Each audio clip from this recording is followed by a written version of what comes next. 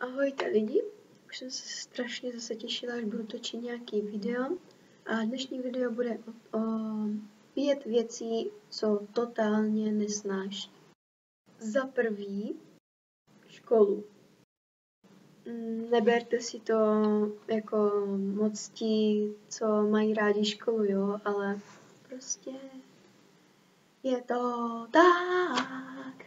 Za druhé, provokativní lidi. Například prostě třeba když si jenom zívnete a tečou vám někdy trošku slzí, že z toho zívnutí se někdy stane. A někdo přijde, nejčastěji kluci, že? A řekne ti, ty brečíš, to jako fakt. A prostě haha, ona brečí a to, že? A přitom se mu snažím prostě vysvětlit, že nebrečím, že jsem si jenom zívla a prostě znáte to, no. Za třetí, když si nemám co vzít na sebe.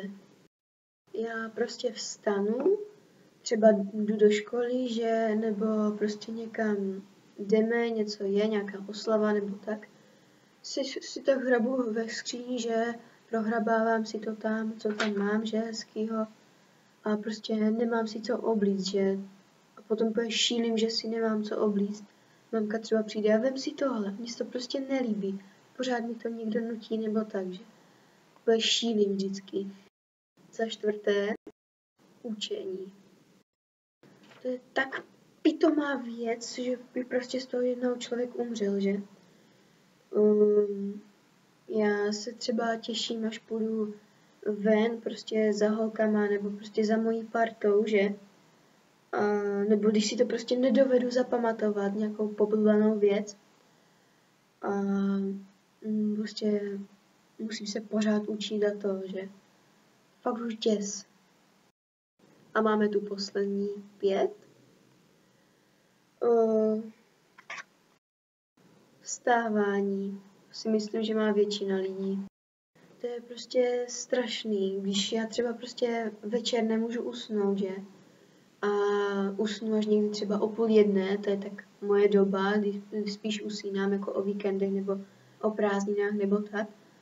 A prostě nemůžu usnout, usnu až někdy úplně pozdě v noci.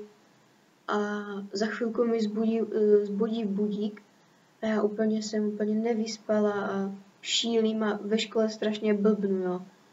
Takže jako. Tak já doufám, že se vám moje video líbilo a mějte se hezky a čau!